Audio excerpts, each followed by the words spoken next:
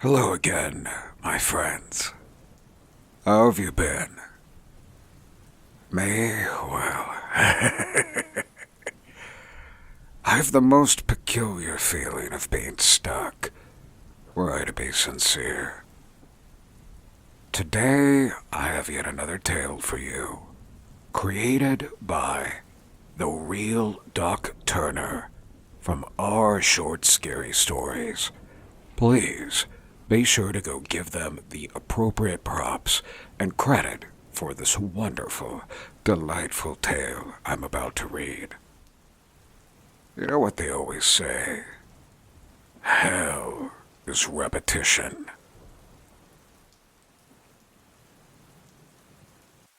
9:25:23. I rub my eyes. My head hurts. The nurses chatter. So superstitious. They've brought a patient into room 32. I'm here to watch. I'm here to make sure it doesn't happen again. I can't think of ghost stories right now. I have to go to work. Room 32 is a last resort. No one likes to use it. Not the nurses, not the doctors. They double up in other rooms if they have to. They all have superstitions about that room. Strange things happen in there. Strange things have happened 7 times.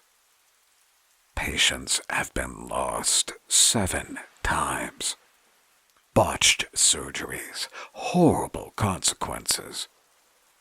Nurses will speak of an evil spirit or ghost, but the doctors don't say that out loud. They keep it inside. Doctors don't speak that way. I don't speak that way. The nurses whisper, but I can hear them. Restless spirits don't leave. They stay where they were the most comfortable, unwilling to acknowledge that they have passed. Destined for an eternity, or they're stuck in some kind of loop. Always doing the same thing, but never recognizing it. I look at the nurses and they can feel my gaze. They quit chattering.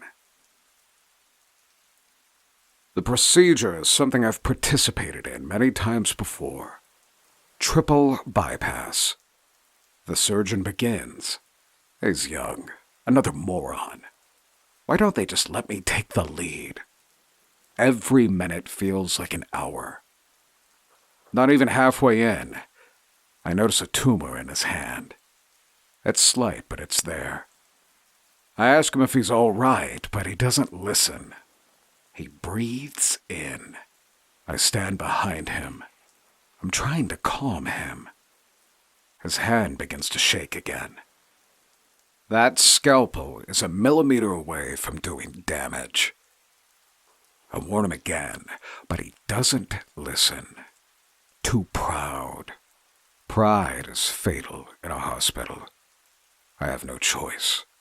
I grab his hand, but he pulls against me. He fights me. No matter how much I shout for him to stop, he won't. We struggle with the scalpel. It plunges into the patient. Blood is everywhere. It carves into the sides. The surgeon screams while everyone else is frozen with shock over what they're seeing. The nurses were right. There is something wrong with this room. Another surgeon is able to help me wrestle the scalpel free, but it's too late. The patient is gone. Another leaking, squirting mess on the table in room 32. All of us look at the young surgeon. He's in the fetal position, sobbing on the floor. He has no idea what just happened. He says something was moving his hand. I fear the young man has gone quite mad. Why won't they just let me take the lead? 11:14:23. I rub my eyes. My head is pounding. The nurses chatter so superstitious. They've brought a patient into room 32. I'm here to watch. I'm here to make sure it doesn't happen again. I can't think of ghost stories right now. I have to go to work. What a tale, what a tale. Can you imagine being stuck doing one thing for the rest of your life? Well, as an entertainer, I certainly can. Be well, friends. And, mind those nudges on your hand.